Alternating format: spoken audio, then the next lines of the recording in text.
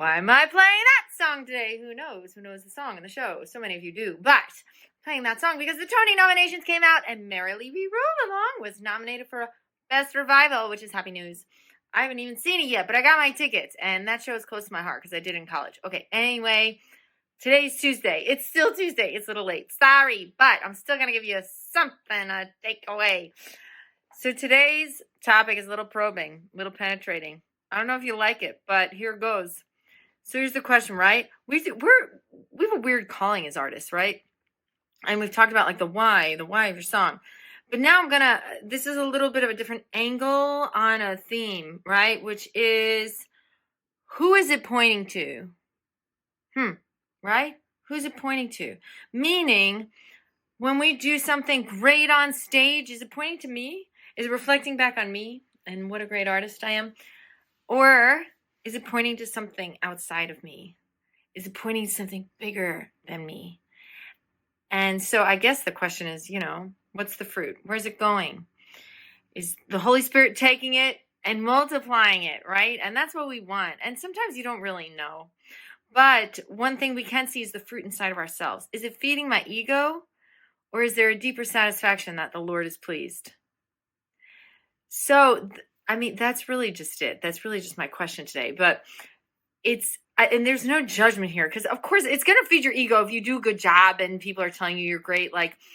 But we don't want that to be the reason that we're doing it, So again, I'm not judging anyone if we have those feelings, but we just want to ask the Lord, okay, is this pointing to you?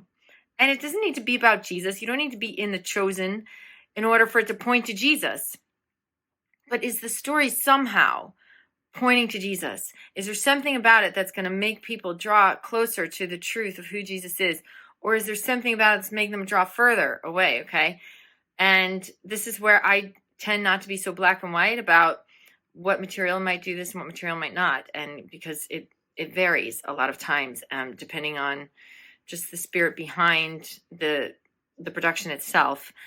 But I think it's an important question to ask ourselves as artists, because it's very, very easy for us to start operating out of ego, right? And I've been there. So again, I'm not judging, but I'm asking myself that question constantly, because if I find my thoughts going to a place of, oh my gosh, I can't wait to see what this person thinks of it. I can't wait to see how they're all going to love it and blah, blah, blah, versus like, okay, Lord, what do you want to do here? What is the piece you want to write through me?